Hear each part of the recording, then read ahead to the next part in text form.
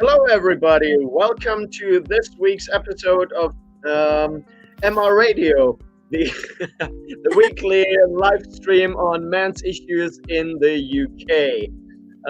Today we have a special guest, Terry White, a children's rights advocate, also somebody What? Sorry. somebody has to mute themselves. That's me. Oh my God, that's me.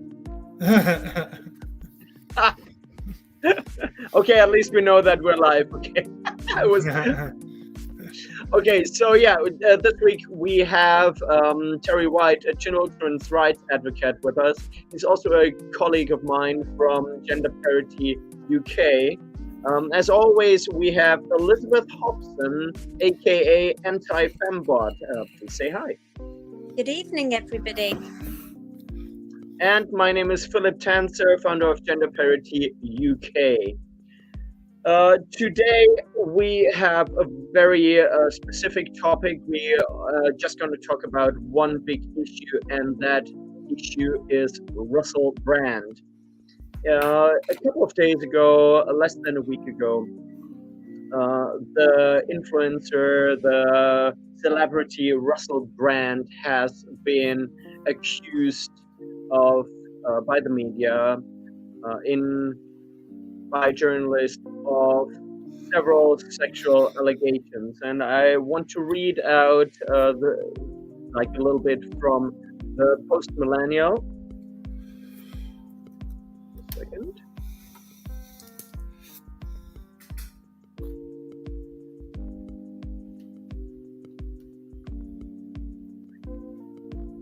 So, the allegations against Russel Brand were published after a years-long investigation from the Times, the Sunday Times, and Channel 4 dispatches, in which 4 women claimed Brand had either raped them or been a controlling, manipulative boyfriend. With the exception of an ex-girlfriend, none of the women allowed the allegations they made to be published alongside their actual name. The women cited in the investigation told the Times that they had not intended to come forward until they were contacted by journalists. They also said that it was in part due to Brand's recent newfound success that they felt it necessary to do so, to come forward. Now, I think first I would like to hear your opinions regarding Russel Brand himself, like his past, if you follow him recently, if you watch his content, if you are a neutral person regarding Russel Brand, or if you have, let's say, skin in the game. Elizabeth. So, years back when it was more socially acceptable, strangely, very banal and irritating. Obviously, Sorry. The audio is getting a bit weird for me, at least. Is it working okay for you, Philip? No, I also have some issues hearing you. Darn it. I'll try taking my phone case off. Okay. Yeah, that was great. That was fine. You just did that. Is that how that? Any good? Yeah.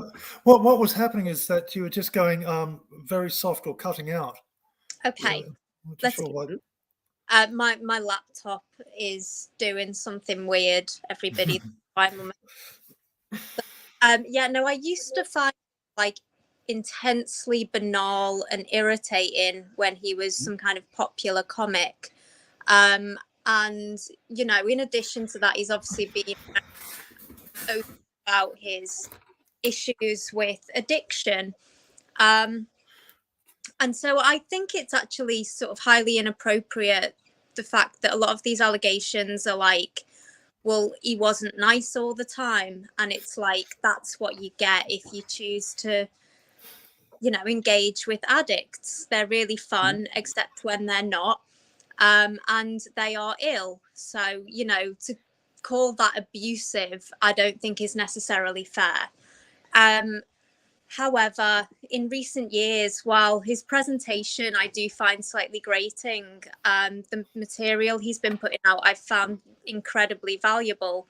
The research is excellent, and I think he's a very fair, sort of balanced, honest voice that I have enjoyed or valued, that I've valued, basically. Okay, thank you very much. Terry, what are your thoughts regarding Russell? Well, I think I agree with Elizabeth in that this really is a tale of two Russells. Yeah. You have where he is now. He's married.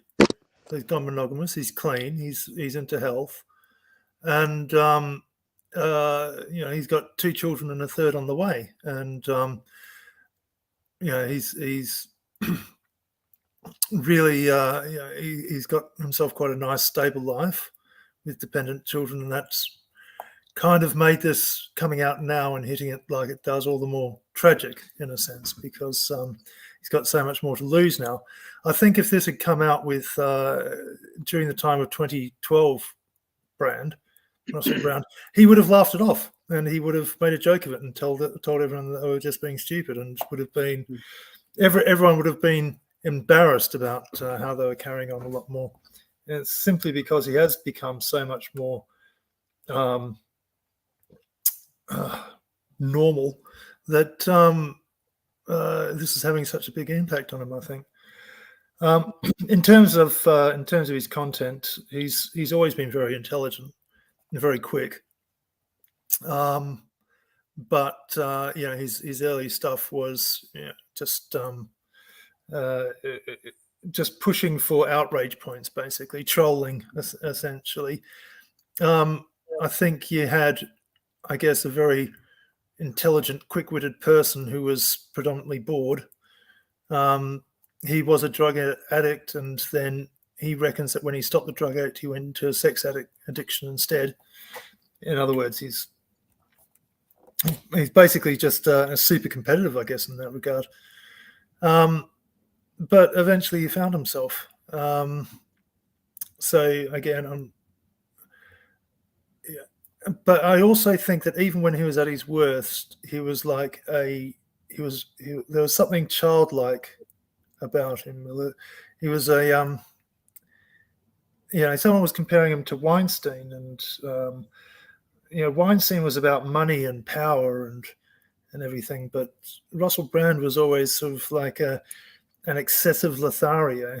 He didn't seem to have that air about him, and he seemed to be the kind of person who would go broke on an ideal. You know, he would drive himself into the ground financially, I think, for something that he truly believed in. The problem, I think, that during his younger years, he just didn't believe in anything. Okay. Except for radical communist rubbish. Yeah. Yeah. Okay. So I in many ways I agree with you guys. I find him hugely irritating. In the past, I didn't know why anybody cared about him. I would say I would see him as some kind of a low-key character, a trickster, quite mischievous. And I really just started. I don't know how it happened that I started watching him. I must have watched one interview maybe 2 years ago, and I was blown away by how intelligent he is. I don't want to know how high his IQ is. His brain is working so fast that it's sometimes difficult to follow his thought processes, because he's just jumping from one really smart thought to the next. Now, that doesn't mean that I agree with his conclusions when he often correctly identifies issues, but has quite often socialist or anarchist socialist solutions for it, sometimes a bit Yeah. naive, but that's absolutely fine. I don't have to agree with people's proposed solutions on things, but his opinions on the lockdowns, on COVID restrictions, on big pharma, on the Ukraine war, his very critical view on the industrial, the war machine, so to speak. All of that I completely support. So I've been watching his content a lot in the last 2 years, and I think he is an incredibly important voice, especially because his voice is different from, let's say, conservative commentators. And I have seen in the last couple of days some media outlets that were talking about him. They describe his followers or the people that watch him as typical conservatives and typical Trump supporters. And by association, they said that he's a conservative commentator. And I'm like, you have no idea who he is. He's so not conservative. He's he's probably a classical liberal and just really believes in free speech and personal freedom, from what I can tell. So that was just our views on Russel Brand, the old Russell and the new Russell. Now, my next question would be, did you guys see the documentary, or did you just read a lot about the documentary? What allegations are you aware of, Elizabeth? So I didn't go out of my way to read into them, but after having quite a disturbing experience in a public space on Monday, which led me to pray the whole way home, I happened to switch onto Rumble, and Glenn Greenwald was 50 seconds away from a podcast about it. So I watched that, and he showed some clips. So now, basically, the allegations are they're all consensual relationships. There's one woman who says that she was 16 and he was 30. It was in the UK, so there's, that is legal. Of legal age. There are allegations that he was manipulative and controlling. Again, he's an addict. Addicts are just not always that nice, and they're not necessarily being very Machiavellian trying to control. They're just a bit unpredictable and don't have the best motivations going on. So in my mind, there's actually only one allegation that I think is even fair. It's warrant any consideration whatsoever, which is the allegation of rape. Which was just one of the women. Yeah.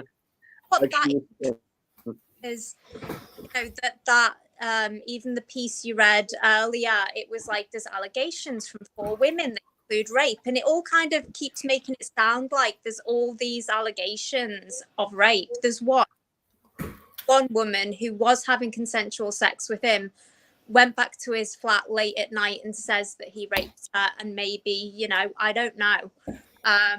None of us know, but the other weird thing though, which Glenn Greenwald pointed out when we were watching the clips on his show, like the program itself, it had all this like tension building horror film type music and like shaky lighting and camera angles designed to increase the kind of pathos, and it's like, how is that appropriate when we're dealing with this subject? It's not appropriate in terms of, if these are real victims, they should be able to just tell their story without all of that dressing.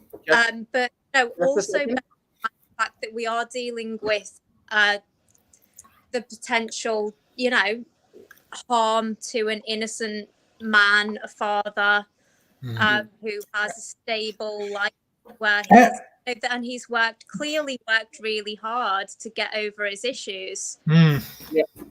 And not to mention, by the way, his children and his pregnant wife, who are caught up in this too. I know. I mean, that's he's not the only one. And another thing in regards to the report is that obviously the women didn't actually appear in that documentary. As far as I know, it was actors reading it, and there were actually sound bits, recordings, where some people claim the recording quality is so perfect and the sound is so in some ways cold that somebody even asked if that was read out by an AI.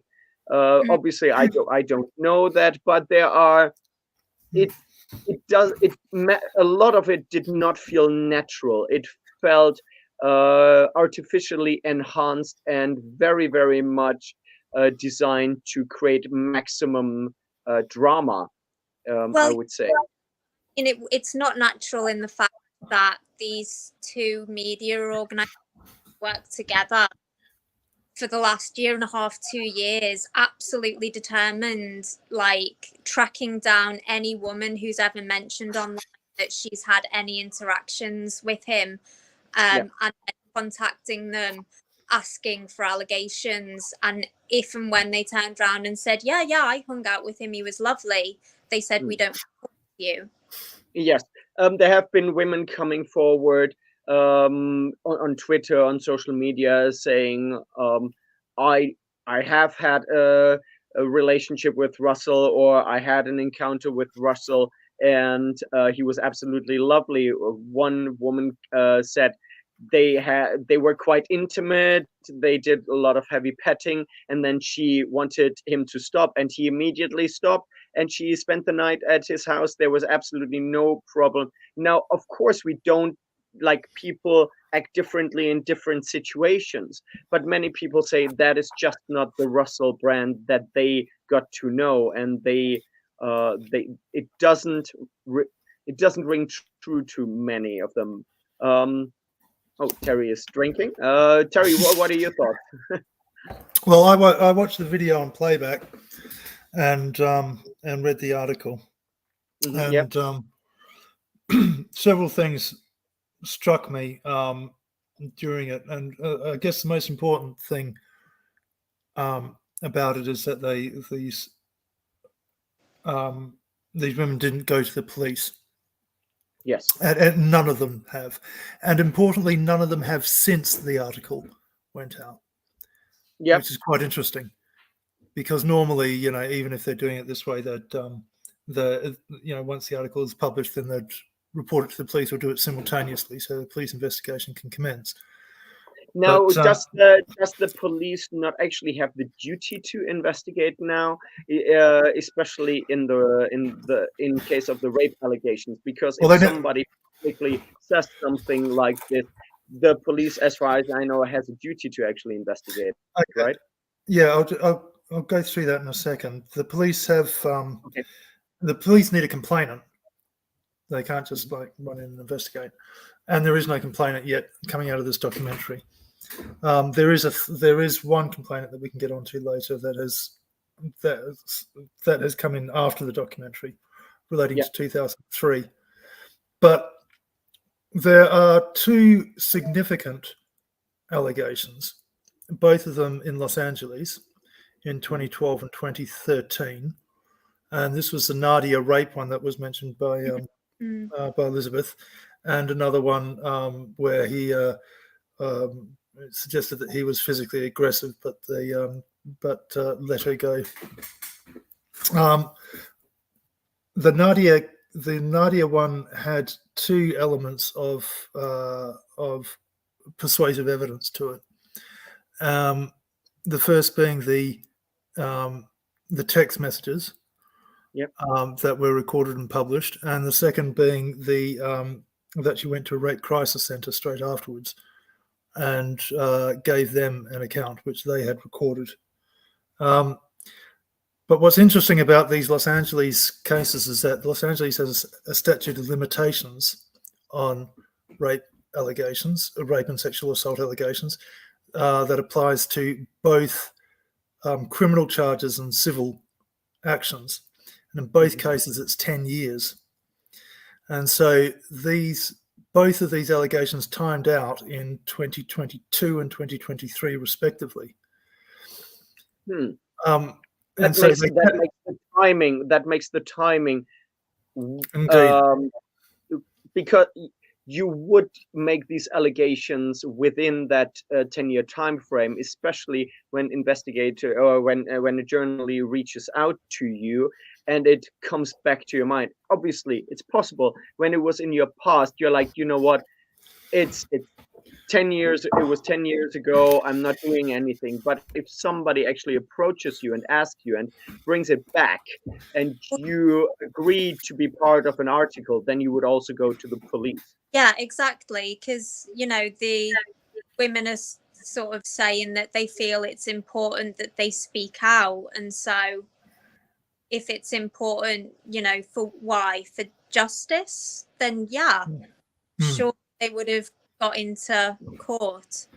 Well, what's interesting is that this investigation has been going on since 2019, and both of those time outs occurred whilst this investigation was ongoing, which seems remiss, shall we say. And you do wonder if the journalists had the best interests of the suspected victims at heart, because, of course, once it is made into a police investigation, then we have rules called the sub judice rule in the UK, which prevents you from publishing. So if any of the complainants had gone to the police, then the story would be dead. It would be dead for one of two reasons. Either the police would reject it as no case to answer, in which case they could not publish without having a significant defamation liability, or it would have been entered into an investigation stage, in which case they'd be prevented from publishing due to that rule. So it really highlights, I suppose, a potential conflict of interest between the journalist's interests and the victim's interests, or the alleged victim's interests. That the journalists are strongly motivated to keep the sources from going to the police or filing police complaints, because that destroys their ability to publish the ruinous allegations. So the two Californian allegations, which are the most egregious and have the best evidentiary support, are not going to come to trial, right? Yeah. They've timed out. So they will only come to trial if Brand sues for defamation. Yep. I'm just going to put the text message on. Is that the text message regarding the use of condom? Yes, that's right. Yeah. So I'll just put that on screen, and I'm going to read that out. Russell writes, quote, "I'm sorry, that was crazy and selfish. I hope you can forgive me. I know that you're a lovely person. X." Nadia responds, you scared the shit out of me. You're right. You're right. I am a lovely person, and for you to take advantage of me like this is unacceptable. You have a problem. You need help. It's dangerous that you think you can get your own way all the time. Do you know how scary you are when that glaze look comes over you? When a girl says no, it means no. Do I have to go and get myself tested? Last time you asked me condom or no condom. When I say condom, that doesn't mean it optional. You don't have the best reputation. I pride myself on being safe and trying to make the right decisions. Obviously, this was a bad one. I'm so disappointed. Russell responds, I'm very sorry. You don't need to get tested. I will make this up to you somehow with live. He probably meant love, with live and kindness.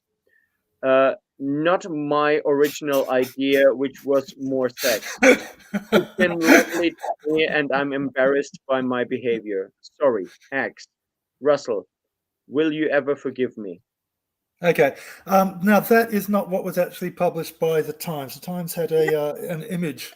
Edited that interestingly. Sorry? I said no, the Times edited that quite interestingly, because hearing more of it, it sounds like a very different conversation. Oh no, it's word for word what they've taken from the Times. But the image, the graphic that was published by the Times was blurry, was partially blurry, and it definitely left the impression that it was doctored. And what I mean is, what I had read before started from the bit where she says, when a girl says no, it means no. None of that was in it. See, hearing that sounds like what he did was they had consensual sex, but he failed to wear a condom when she wanted to, which I think is significantly different to it's certainly very different to the story she told on the entry. Well, what's interesting about on that particular point, my understanding, and I'm not my understanding is that in Californian law that's not rape, but in English law that would be considered a crime. Yeah. And in Canadian law, that would be considered rape now, after a recent decision. So, but in California it wouldn't be. In fact, there's possibly no crime there, which is important when we're wondering if we're considering why she didn't go to the police or file a police complaint about this when she had such good evidence. And that's just a different concept of what's legal and illegal in different jurisdictions. As a person who has engaged in sexual activity quite a lot in my life, I would say that I have been in situations where I could have had a similar conversation with people afterwards as well, and in those cases I personally would definitely not say it was rape. It was let's say bad sex where I felt that boundaries were not respected, but to me that is very different from actual rape. Yeah, well, that was the point. Like, legally, yes, there are jurisdictions in which that is rape, like Sweden. That's the whole Julian Assange case. However, morally, there is a massively different valence between forcing yourself on someone and not wearing a condom but having sex willingly. Now, to be clear, Nadia says that that's just evidence and support. Nadia's testimony or source statement was that she was forced. Yeah, right. and that is possible. Sound like it. Well, but the thing is, we were in the end. We have to say we were not there, and if that happened, then that's awful. She should have gone to the police, also to protect other women, so that this would not happen again. But now we have this documentary. We have a man who lost a lot within the last couple of days. So what are the things that he lost? He had to cancel his tour. I think he was still on television, and he was canceled with that. Correct?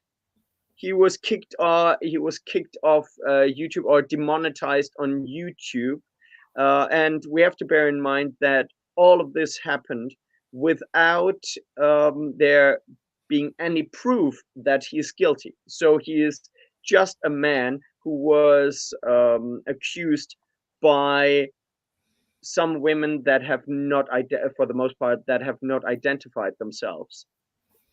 Well, yeah, but the YouTube thing is particularly interesting because they've actually changed their terms in order to allow them to demonetize him.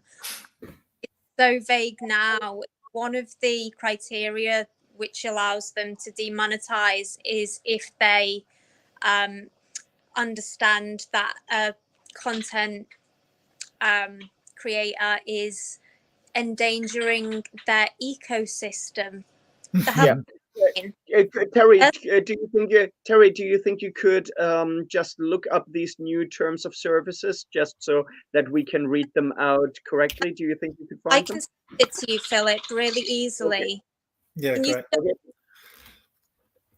Yeah, so YouTube kicked him off, and the thing is, his content was not connected to his past at all. So it is very strange that they would demonetize him. And thank you so much. I'm just gonna put this up. Sorry, Terry, you wanted to say something. I didn't want to interrupt the flow, but we didn't actually deal with the UK allegations. The two UK. Oh yeah, please go into that. Please go into that. Yeah. Well, this is the significant one out of that is the 16-year-old, and as Elizabeth has already said, she was legally she was of the legal age of consent. At the time, she is claiming grooming, but it doesn't look like there is much to go on with crime. The coercive controlling behaviour does not is not illegal pre-2015 if there was coercive controlling behaviour like she's claiming. So it doesn't look like that is possible to be crimed either. Yeah. The other UK allegation was I've even forgot what it was. There is a deep moral question about a 30-year-old going out with a 16-year-old. Yeah. I would say that Russel Brand in his early 30s probably had the mental maturity of a 16-year-old. I'd say they're probably perfectly matched for each other at that time. He certainly behaved like a teenager. There's questions but in the end, if there would be immense moral outrage about a 30-year-old engaging with a 16-year-old, then we have to change something about our age consent laws. Yeah. And if people are not willing to do that, then sorry, you have to say I don't like it, but it's legal. Sorry, Elizabeth. I mean, if Russel Brand was still that person and she was coming out and saying, okay, look, this behavior is legal, but I think it's wrong, and look, he keeps going out with these like 16, 17-year-old girls, like he needs to sort himself out for the protection of other women, like just to get some social taboo, like some eyes on him, fair enough. Yeah. Not that person now, and nobody is alleging that he's that person now. Yeah. So why bring it up? You're not protecting anyone else now. All you're doing is harming the little girls that he's trying to raise in the world. Yes.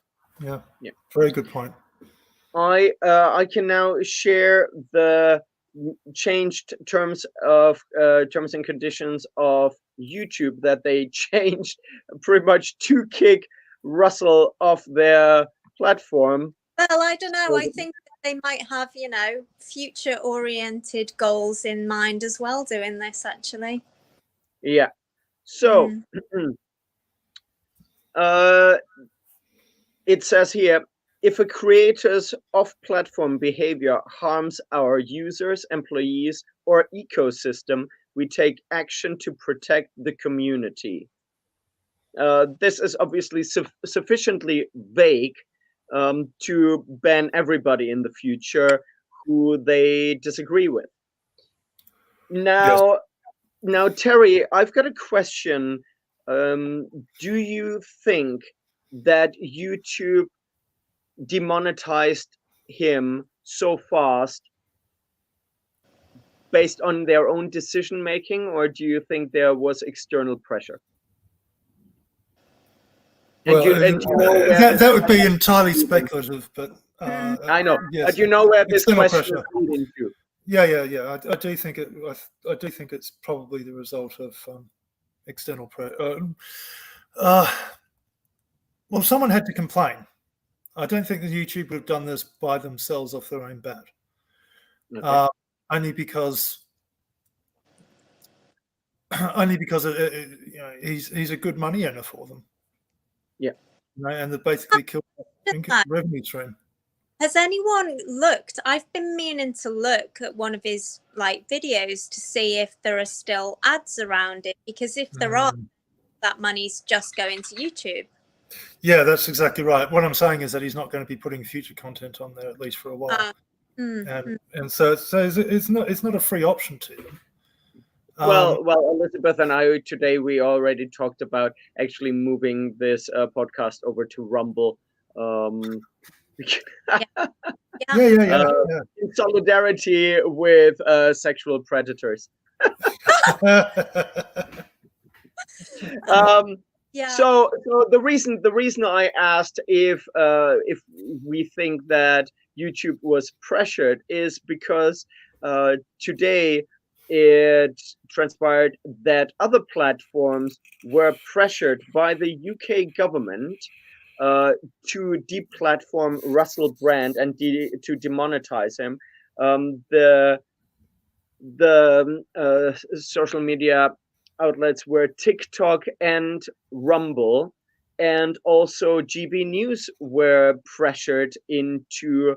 I'll get to that in a moment, Elizabeth. GB News were pressured as well. I'll read that out. But first, I'm gonna share the letter that was sent out to Twitter.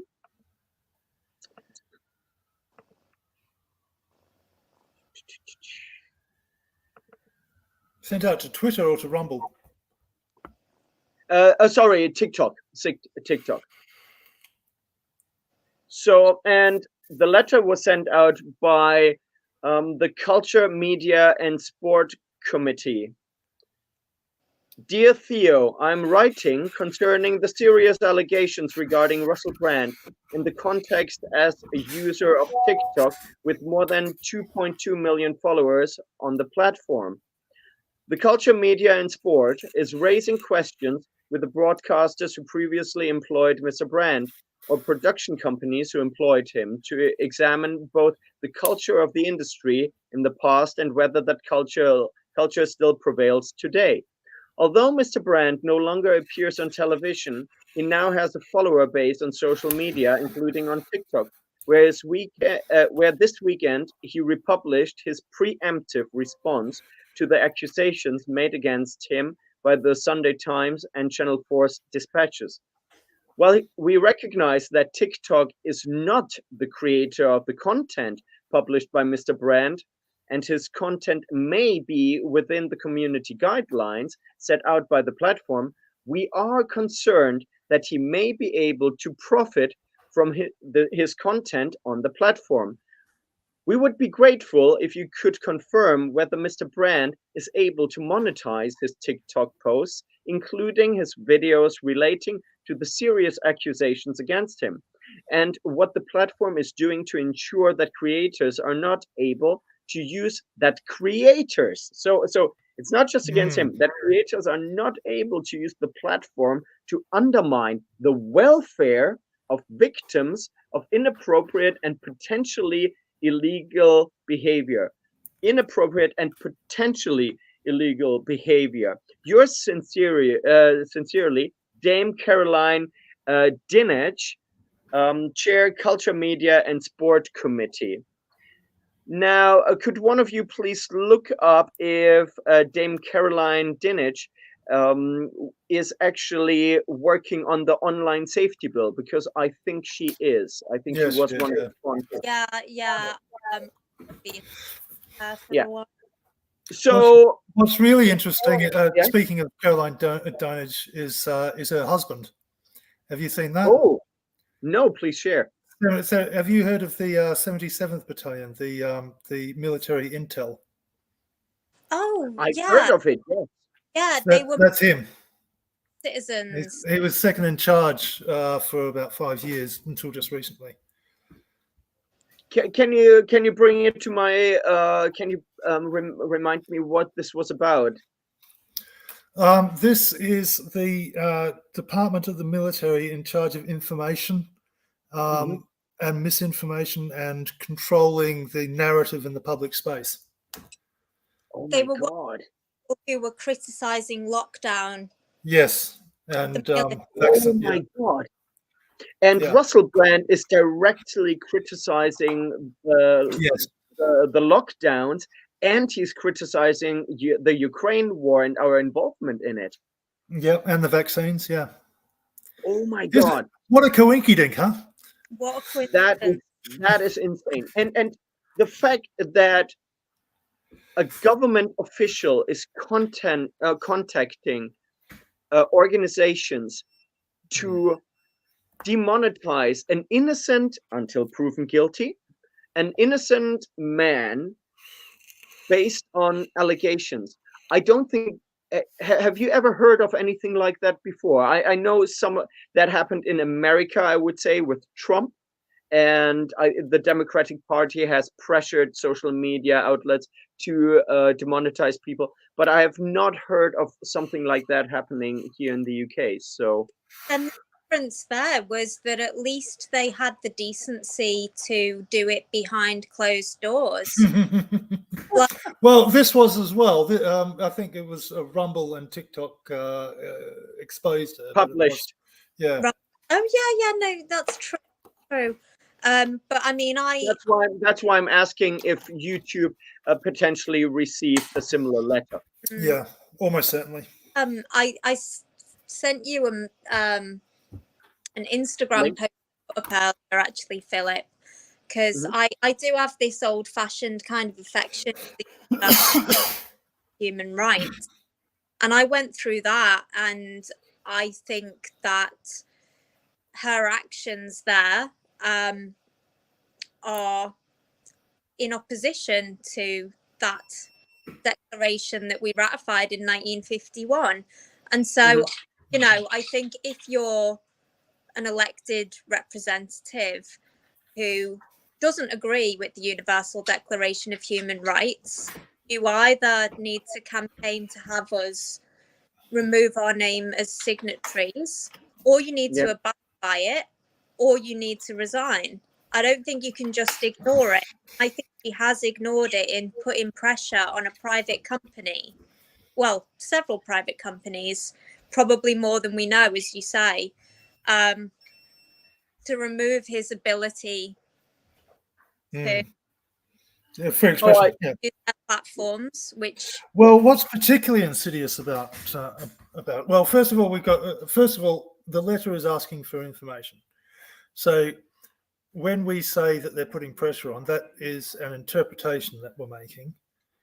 I think it's a fair interpretation and the proper one, given the tone of the letter and the way it presented it. And there was definitely sort of like this underlying threat that if you don't do it, we're going to expose you as people who support Russel Brand or something. Well, no, it's not that. But what were the actual words? Something about.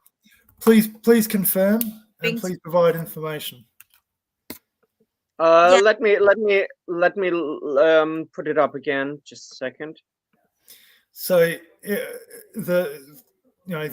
strictly speaking, that would be within the remit of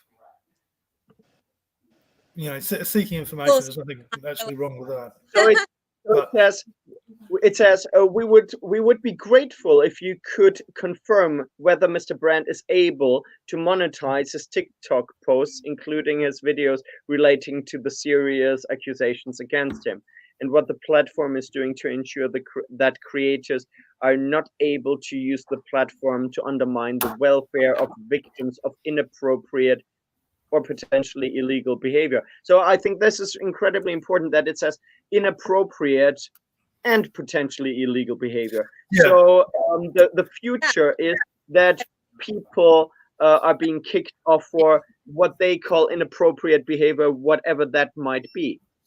Yeah, and the but to the issue, I mean, to me that's clearly threatening to a commercial entity to receive that on government letterhead. Please confirm whether, and the words like, what are you doing to ensure that this happens? Well, they've got obligation to ensure, but piss off. That's a brave entity that would reply to the government like that. But then it's not actually an instruction, is it? So, No. if it went to court, a judge would say, nobody has told you to do anything. I think an English judge would see through it. I think an English judge would see through that for the threat that it is. But this is very similar to the tone and the words used by the American government to pressure YouTube and other organizations. It was a very strong insinuations. They tried to stay on the legal side. I want to read out a comment from one of our viewers, Illuminato. I like the name. Illuminato wrote, "It's revealing that the government's focus is on stopping Brand's income stream rather than removing or blocking video content which may harm potential victims." Yeah. I would like to share the next letter, and that was a letter sent out to GB News.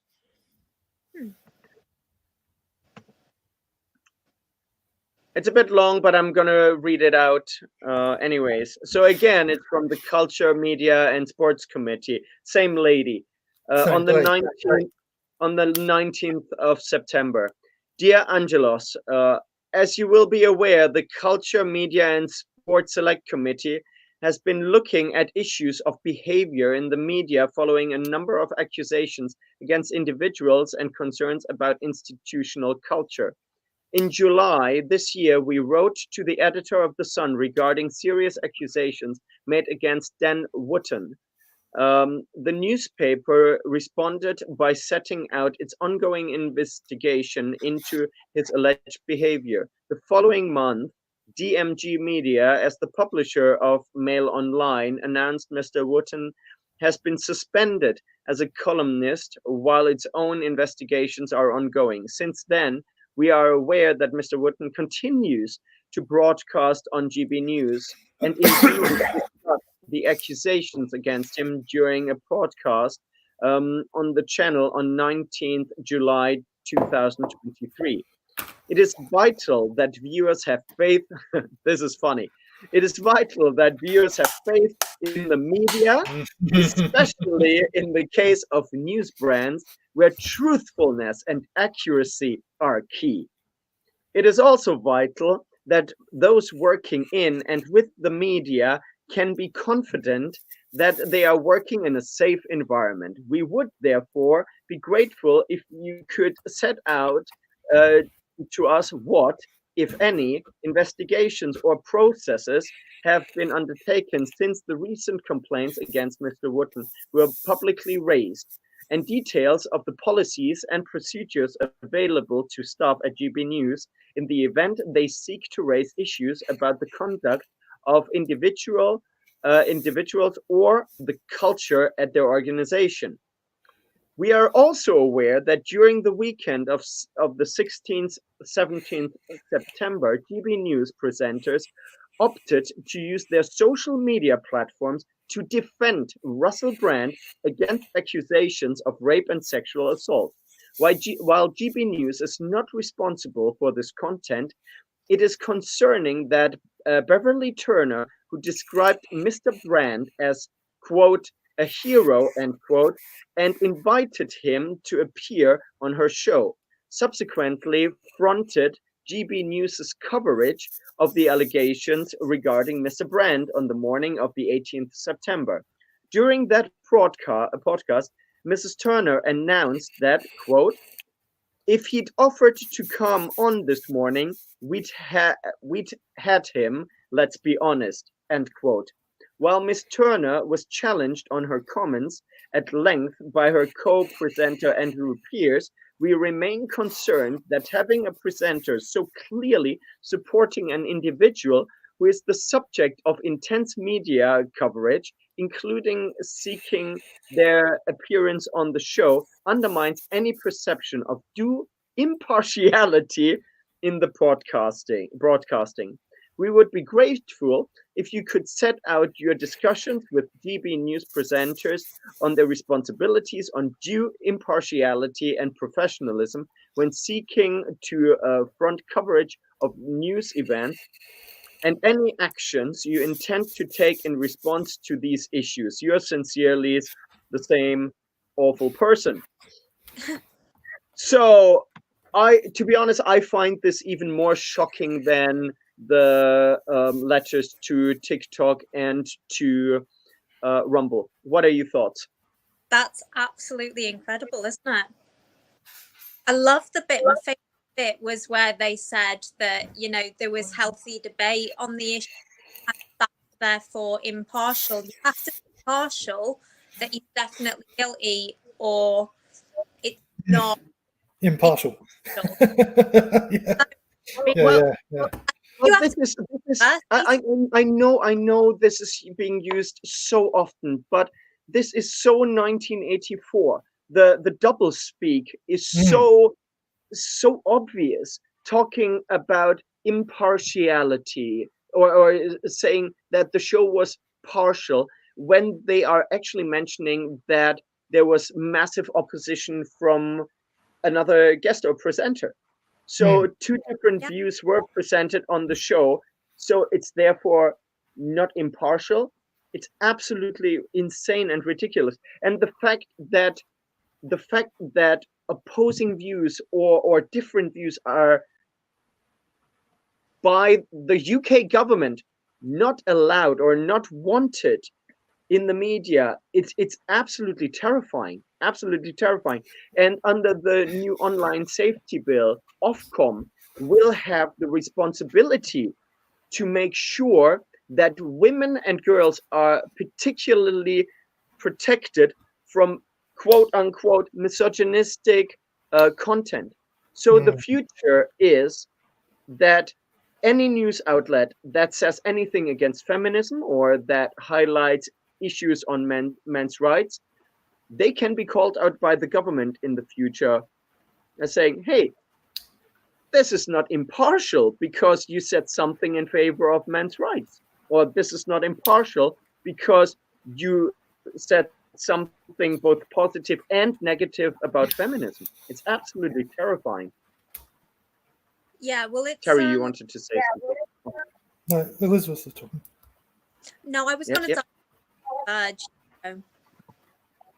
okay, I'd say it's particularly insidious because this is against a private person. They're not talking about a war in Ukraine. They're not talking about COVID. They're talking about whether or not this, you know, what are your views about this individual? And this must have a certain government-approved narrative about it. The letter covers two things in relation to Brand and Ms. Turner's comments. The first is Ms. Turner's personal comments on social media, which they've brought into it. Now, unlike the BBC Charter, I don't think the GB News has the same obligations, because remember when Gary Lineker, everyone had there was a bit of a furore about 3 to 6 months ago about Gary Lineker posting on social media highly partial comments. Yes. As a sports presenter. Yeah. So, you know, if we were to, and you know, I was pretty miffed about that at the time. So I can understand that there is a consistency about being critical about social media comments on topical issues by news presenters and its effect on impartiality. But what actually came in the program itself was not a terrifically. They're quoting that she said we'd have him on. I mean, what's the matter with having this guy on? He's not at that stage. He's not even subject to a police investigation. Allegations being made in the press. Why can't you have him on a television show? Absolutely. We also have to say the thing is, they talked about protecting victims. So the government, or this person representing the government, has already found Russell Brand guilty. Yeah, that's true. And Yeah. so the government says he's guilty, and they're complaining that a news presenter on their personal social media is partial in favor of Russell Brand. And as far as I know, she didn't even say he didn't do it. So she just had an overall positive attitude towards Russell as a person, if I'm not mistaken. Well, yeah, but I mean, you know, with regards to her social media posting in support of him, there are, and yeah, I mean, so the Gary Lineker, was it just he called Tories fascists? Was Yeah, that something like that. I can't it was remember it in detail. particular? It was, And it I was think he also did said something about Brexit, but I could be wrong. well, I mean, you know, the thing with the Gary Lineker episode that was weird was that he'd been doing this for years now. He had been writing incendiary far left ideological posts on Twitter. And so for them to suddenly come and discipline him, it was like, why didn't you just have a word with him years ago?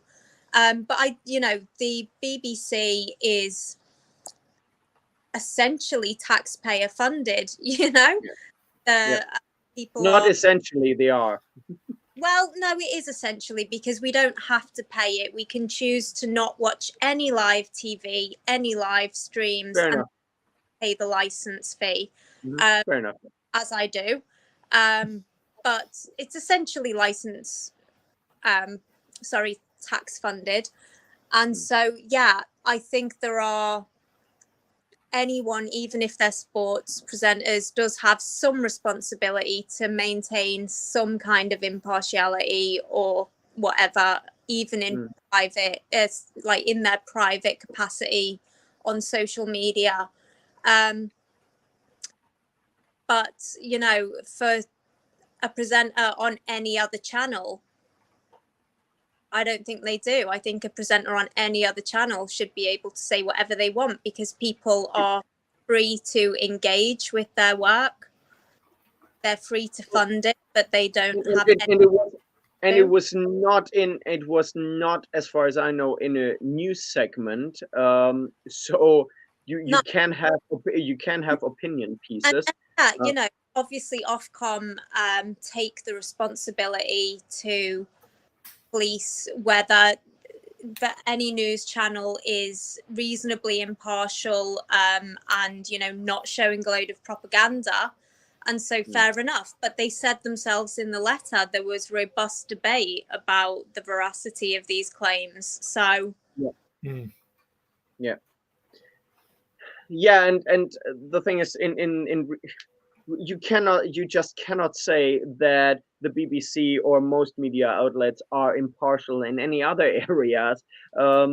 Terry and I, we looked into well, actually, Elizabeth, we looked at it last week about the reporting of the BBC in regards to the family court, where they only highlighted the plight of mothers that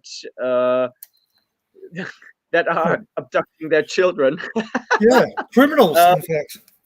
And I received a letter from the BBC today, weaseling their way out, saying, "Oh yes, we have to be impartial, but by the way, we don't have to be impartial. We can report on one specific issue if it's in the interest of the public, and we might report on other aspects of this issue at one point in the future, but we don't have to." So it's like, oh my God, you're saying, well, if you watch all content of the next 20 years, maybe overall it's going to be impartial, because maybe in 20 years we're going to report something on men's issues. Yeah, but here's a question based on that letter. I'm willing to bet that the coverage on the BBC News about this story does not contain robust debate about the veracity of these claims. No. contains condemnation. Has anyone actually watched coverage to confirm this? Yeah. Or Yeah. content? Yeah, I've had a look at a few of the BBC published articles on the internet, but I haven't seen any BBC content that calls into question either the decision to publish or what was published, which is disappointing. Unfortunately, we're going to have to wrap it up soon. I would like to ask our viewers if you have any last comments on the topic, especially what you think this current Russel Brand case means in regards to men's rights, but also in regards to freedom rights in the UK and in the West. I'm just going to read out 2 comments. Shay Azi wrote, "Let's get the message out there. Welcome to Manosphere." And Illuminato wrote, "So due impartiality means having appropriate contempt for the rule of law and presumption of innocence. And as for that weasel use of the word safe." Yeah. I actually watched an interesting segment by Peter Boghossian today, where he talked about the fact that woke ideology can only survive if words have 2 meanings: a real meaning and a woke meaning. So, for example, safe. The real meaning is, oh, somebody is safe, and the woke meaning would be oppressing, contradicting voices. Safe for us, or how I would even go as far as saying safe in woke terminology means we are in power, in complete control. That's safe. Yes. So, there's no contradiction. Yeah. Final words. First from you, Elizabeth. What do you think this means for men's rights and human freedom in the West? I believe that the presumption of innocence is absolutely fundamental to having a civilized society, and I find it incredibly frightening. It's not the only principle that we're throwing away, but you know, it's a significant one, and it's frightening to see mobs baying for blood, and it's shameful as well, because we built this, or our ancestors built this with struggle, and I'm sorry for them. Yeah. But I'm more optimistic, because I think there are quite a few groundswell voices that have identified, and they've really exposed themselves by their actions here in many ways. I mean, this letters. The irony is, these letters have come out from the committee, a complete support for Russel Brand's conspiracy theories. I mean, he said, "Oh, there's a conspiracy theory." If they just shut up and let it pass, then he'd have nothing to support it. But now he can say, "Look what they tried to do to me. Look what the government stepped in and did this when it had no requirement to do so." Yeah. Tim Poole on the podcast, Timcast IRL, he said, no conspiracy theory has been confirmed faster than this one. Yeah, that's pretty accurate. Yeah. I think that what's really chilling about this is the awkward position that it put him in, because nothing. I don't think either the Times or Channel 4 made any defamatory statement about it. The witnesses talked in their own words, and they played clips from Russel Brand, but I don't think the station or the newspaper themselves made defamatory comments. So Russell, to my mind, is very weak on being able to take a defamatory action against Channel 4 or the Times. And then, potentially he could take such action against the individuals. But A, that's terrible optics. And B, as we've learned from Johnny Depp in his England and Wales defamation case, the English judiciary get a bit weak at the knees when women are claiming to be victims. So that would be a very ill-advised course of action for him. But what he has got now, interestingly, is a potential for malfeasance action against the government. Because they have acted to cause him financial harm, and have caused actual financial harm, most likely, with a discovery through YouTube. And they did it completely off their own volition. There was no complaints made to the government asking them to do any of this. And he could probably do that entirely without having to even address whether the facts are true or not, because they simply did it when the facts were undetermined. And that itself was a malfeasance. So interestingly, I think the government have basically given him the opportunity to take this to court in a way that wouldn't be so damaging for him. I'd donate under for that action.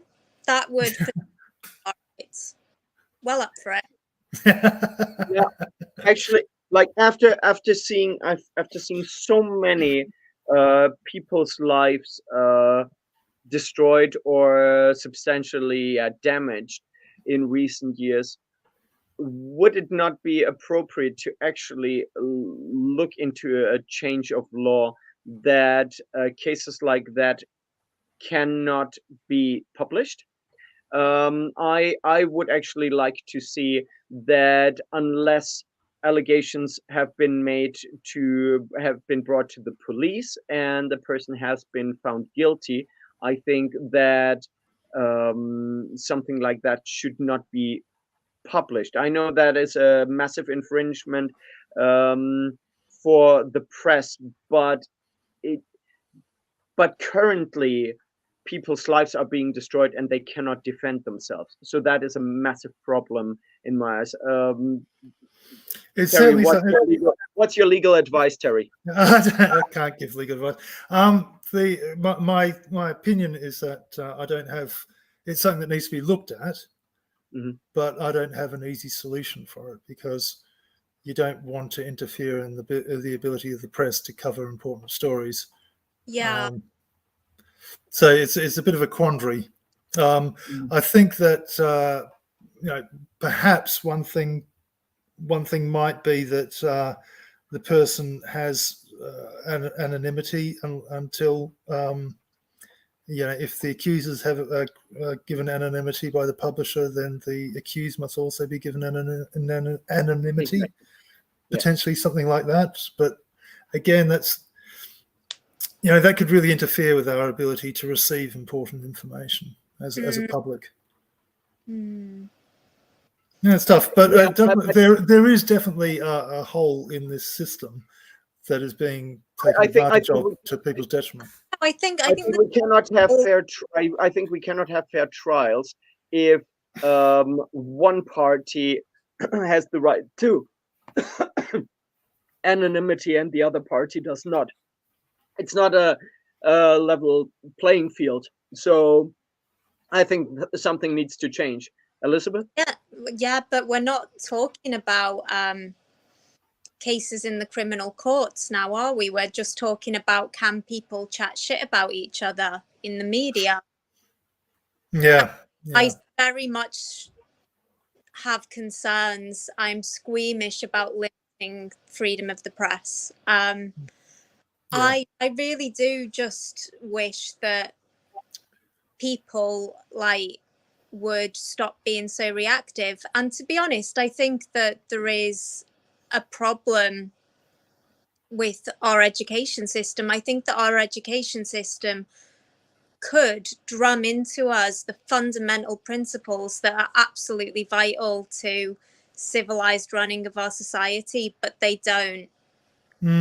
Yeah, I guess educating the audience, perhaps. Why would the government, who is creating the curriculum, why would the government teach children to question the communication arm of the government? Well, yeah, So I think it is within the interests of anyone who wants to control or to conquer by division to exactly. a reactive populace that will tear each other's throats out over, allegations like none of us know about, everyone has a strong opinion on. But it's terribly sad. Yeah. Terry? Yeah. Terry? yeah. What? Okay, I thought you wanted to say something. We're gonna No. wrap it up. We always wrap up the show with a short prayer. I'm gonna lead the prayer. So, Heavenly Father, we ask you to protect Russel Brand and Russel Brand's family. These are very hard times for him and his loved ones. We also ask you to protect those who accused him. If these allegations are true, may you give them peace, may you give them healing. If these allegations were wrong, may you guide them towards telling the truth. And if it is the right thing, then you may you send out punishment for those who are guilty of wrongdoing, whether that would be the accusers or the accused. We ask you for truth in our media. We ask you to people to be able to separate truth from lie, and we ask you to take down the evil empire. It is in your name. It is in your name that we pray. Amen. I kept that with the evil empire a bit vague, just like the government likes to keep things vague. Okay, thank you everybody for joining in. Terry, please stay a little bit in the backstage room. I want to talk to you for a couple of minutes. Sure thing. Goodbye, everybody.